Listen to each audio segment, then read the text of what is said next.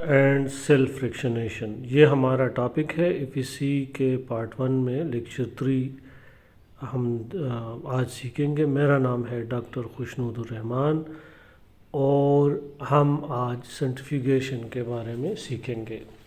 اب سینٹریفیوگیشن جو ہے dividing the cell into its parts اور fractions is called cell fractionation.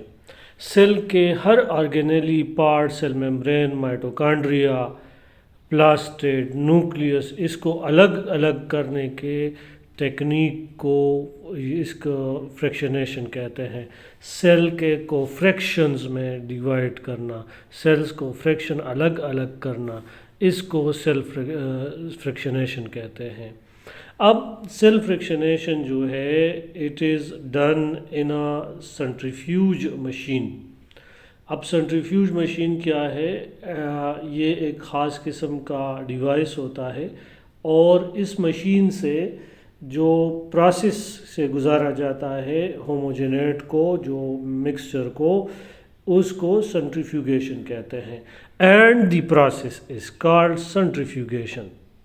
آپ دیکھ رہے ہیں ایک اسٹینڈرڈ سینٹریفیوج مشین کس طرح کام کرتا ہے۔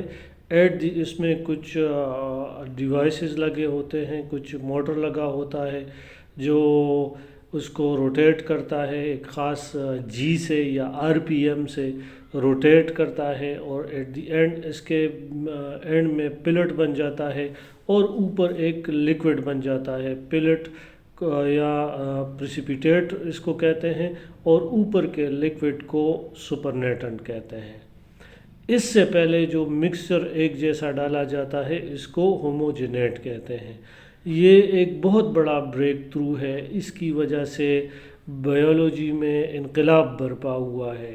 شاید اسی وجہ سے آرگینیلی کا جو لفظ ہے یہ آرگینون سے نکلا ہے، اس کا مطلب ہے کمپوننٹ۔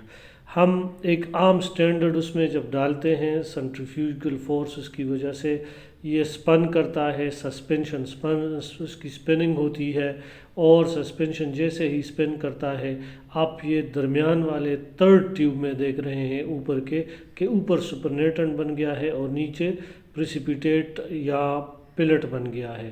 پھر پلٹ اور سپرنیٹنٹ کو 4 اور 5 ٹیوب میں آپ دیکھ رہے ہیں کہ ان کو الگ الگ کر دیا جاتا ہے۔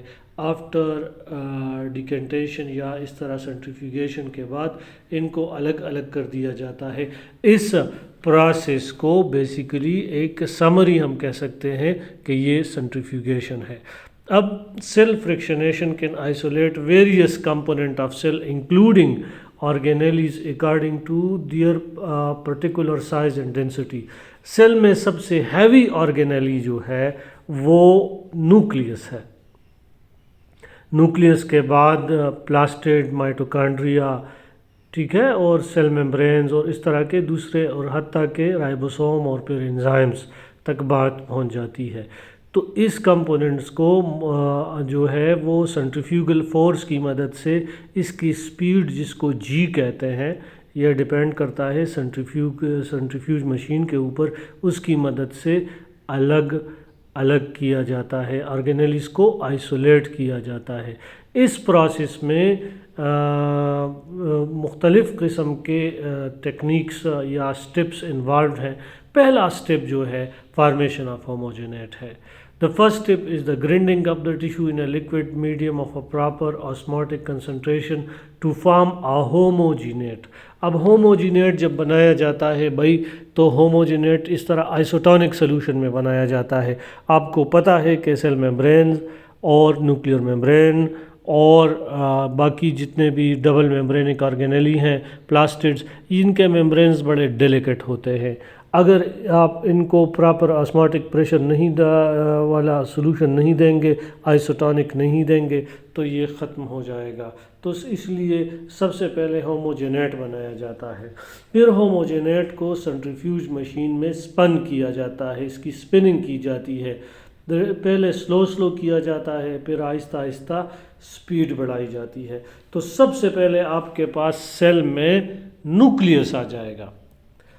سب سے پہلے آپ کے پاس سیل میں न्यूक्लियस आ जाएगा. Spun at relatively slow rate and separate out the larger organelles, heavier part of homogenate such as any remaining whole cells and the nuclei. ये न्यूक्लियाई और होल सेल्स जो हैं ये आपस में जुदा हो जाएंगे. तो सबसे पहले सेटल डाउन कौन करेगा? Heavier organelle. या अगर कोई पूरा सेल जो भी क्रश नहीं हुआ वो आ जाएगा. The remaining material is again spun at speed and cellular component of intermediate size such as mitochondria plastid that precipitate out and are removed. अब जैसे ही आप उसे स्पिन करोगे तो जो हैवी ऑर्गेनेली है मिसाल के तौर पर प्लास्टिड, तो वो सेटल डाउन करेगी, उसका पिलेट फॉर्म हो जाएगा, एक गोला सा बन जाएगा, उसका प्रेसिपिटेट बन जाएगा और ऊपर एक क्लियर वाटर बन जाएगा. उसको सुपरनेटेंट कहते हैं. Supernatant liquid can then B spun and still higher speed and smaller lighter cellular fractions are precipitated. अब ये सुपरनेटेंट सिर्फ प्लास्टिड के लिए सुपरनेटेंट है जिसके अंदर मज़ीद प्लास्टिड नहीं है लेकिन माइटोकॉन्ड्रिया तो हैं. तो अब माइटोकॉन्ड्रिया के लिए ये होमोजेनेट ही है, लेकिन प्लास्टिड के लिए उसका पिलेट अलग हो गया है. अब माइटोकॉन्ड्रिया के लिए घुमाएंगे तो उसके रिस्पेक्टिव स्पीड डालेंगे तो माइटोकॉन्ड्रिया प्रेसिपिटेट कर जाएगा, उसकी जो है पिलेट बन जाएगा और बाकी सुपरनेटेंट बन जाएगा.